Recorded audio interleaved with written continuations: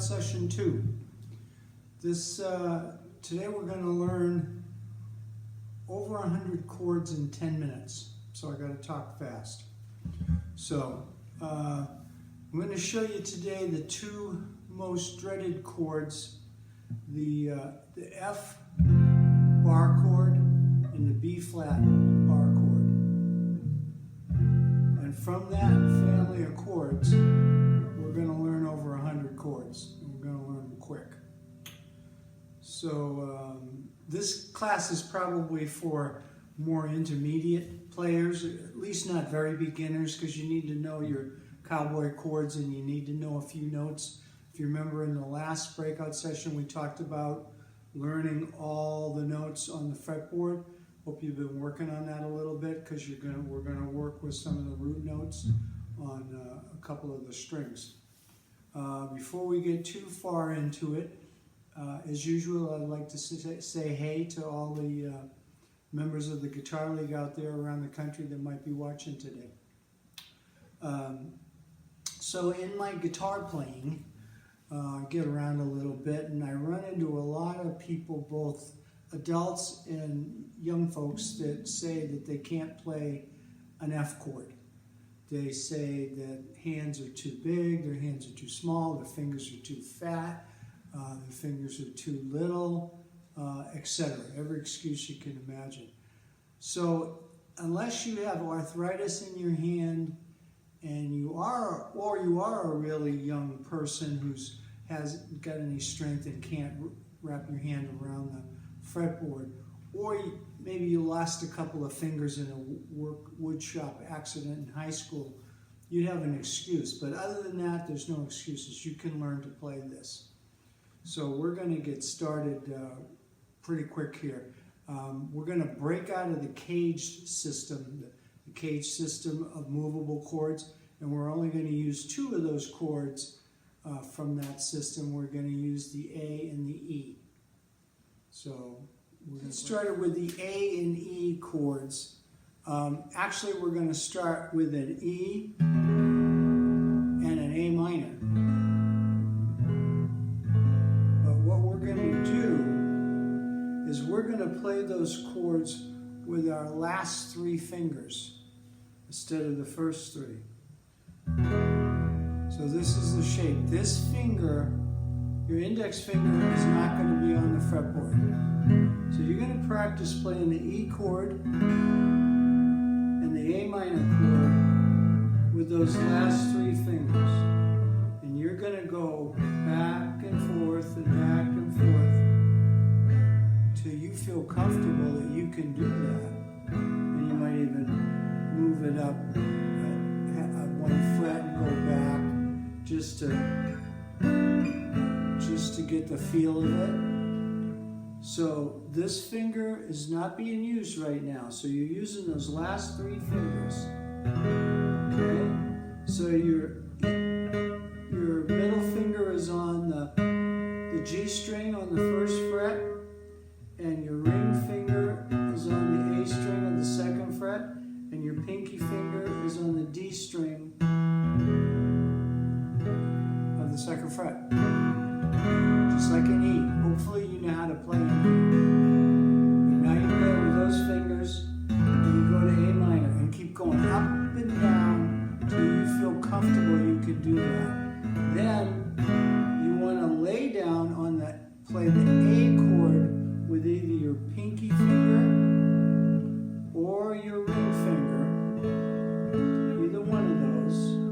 So again, you're doing your last fingers.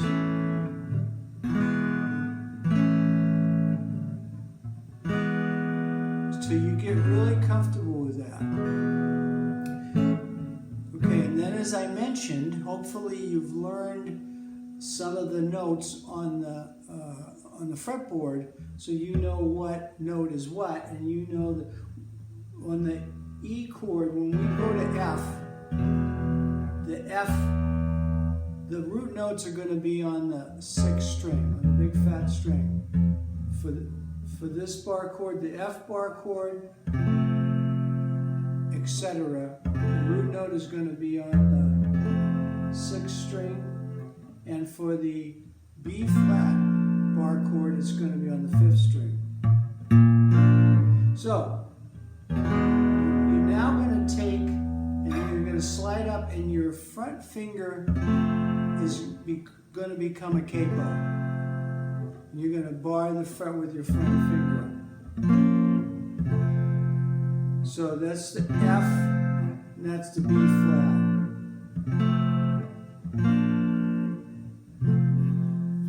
I know it's still hard for you. So here's what we're going to do. I'm going to show you how to play the F bar chord and the B flat chord up on the 5th fret, where it's a lot easier, where there's less pressure on the strings, so you don't have to squeeze them so hard. We're going to change the names of the chords for now. We're going to change it to A and D, but we're going to work up here on the 5th fret so that your hand isn't hurting. And the first thing we want to do with this A chord is I want you to put your fingers on it and strum it, but with no pressure. Now I want you to slowly put a little pressure on till it rings. And that's all the pressure you need. You don't need to white knuckle this. That's part of the problem. People are really grabbing hard and they're getting cramps in their hands. Just practice just holding it to where the strings ring out. And the other thing this teaches you is how to mute the strings too. So when you have no pressure on them, they're muted. And when you squeeze them, you're playing.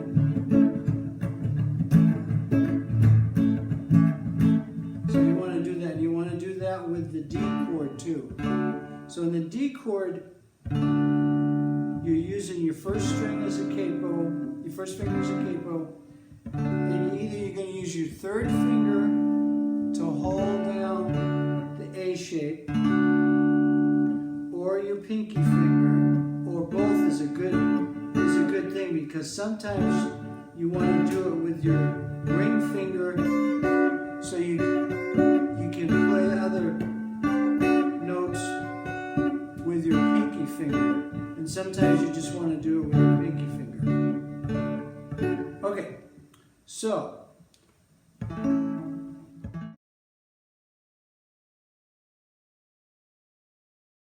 this is an A,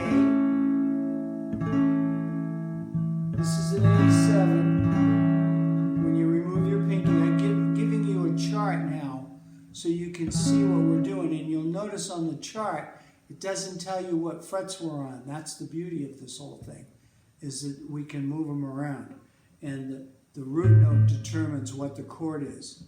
So right now, so we got an A, we got an A7, we got an A minor, we got an A minor 7, and then we got an A major 7. So I think that's 5 chords there. 1, 2, 3, 4, 5. Now we're going to drop down to the D. So we got a D, we got a D7, we got a D minor, a D minor 7, and a D major 7. You should have a chart for all of those.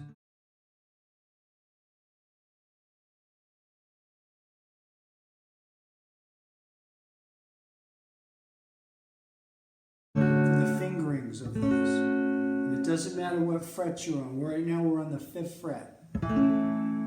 So once you've mastered this, where you can play the A, the A7, the A minor 7, the A major 7, D, D7, D minor 7, D major 7. And once you feel comfortable, you can do that. And the pressure your hand does. Another thing I forgot to mention, you want to bring your elbow in close to your body while you're doing this. You don't want it sticking out here because you can't do it. like that. You have to have your elbow in close to your body. So once you feel comfortable that you can do this chord down here, then you can drop it down a couple of frets and practice the same chords, which now you're playing a G chord and a C chord. So till you get all of that, you can get all that down and you feel comfortable, then you can come down to the F and the B flat. You'll notice it takes a little more pressure down there because you're closer to the nut. But by now, after you practice this for a few days, you'll be able to come down here and play it on the F. And so that was like 5 chords in each shape, right? 5 up here in the A and 5 down here in the D shapes in the D family. So if my calculations are correct, you got 12 frets. So we're going to have 120 chords just right there between the F, F sharp, G, A flat, A, B flat, B, C, D flat, D, E flat, E, and if your guitar goes higher, you can just keep going. So you've got all of those chords, plus on the bottom, you've got the B flat, B, C, D flat, D, E flat, E, F, F sharp, G, and so on. So that's in 5 in each family there, that's 120 chords that you could play. And I'm going to give you a bonus chord right now too, 2 bonus chords. So now let's go back to the 5th fret just because it's comfortable here. And let's make like an A minor shape. Only we're only going to play the top 3 strings. Let's call it an F5 or a power chord. I'm sorry, an A5 or a power chord. Right below that is going to be the D5, the D power chord. So the beauty of these chords are they're neither minor or major, and they're easy to play. You're actually technically you can do 2 string chords. Play that on 2 strings. So the A note and the E note there, and then drop it down.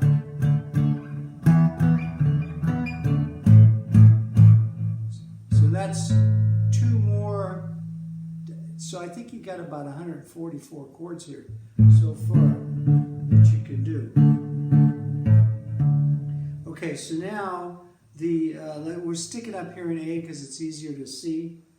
So now you've got the A. If you're in the key of A, this is going to be the 1 chord in a blues progression, for instance. We talked about that before. Right below it is the D, which is the 4 chord. And if you come up 2 frets, it's E, it's the 5 chord.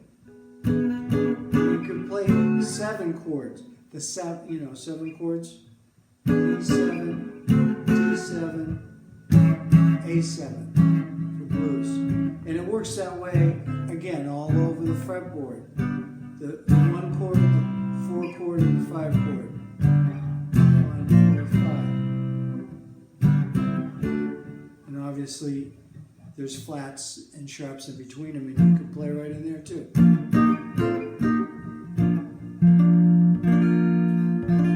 And then, just back to the little jazzy thing from the last show. Let's say you want to do a 2-5-1 in A again. So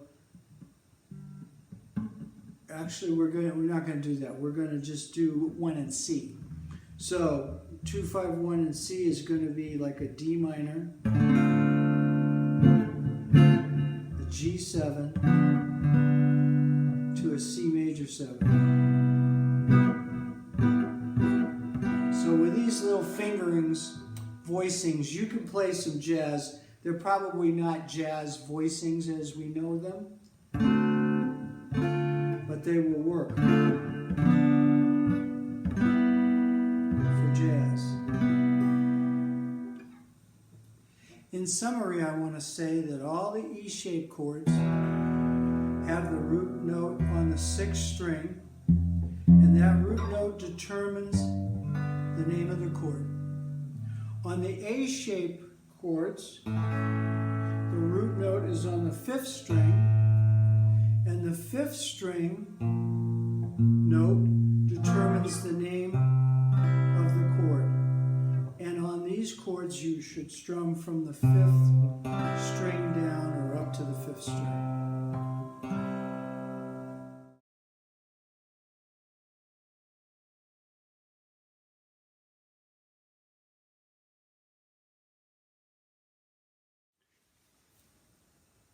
Well, I sure hope this helped you. If you like what you saw today, please hit the like button and the subscribe button. I've got more stuff coming soon. So stay safe, and thanks for watching.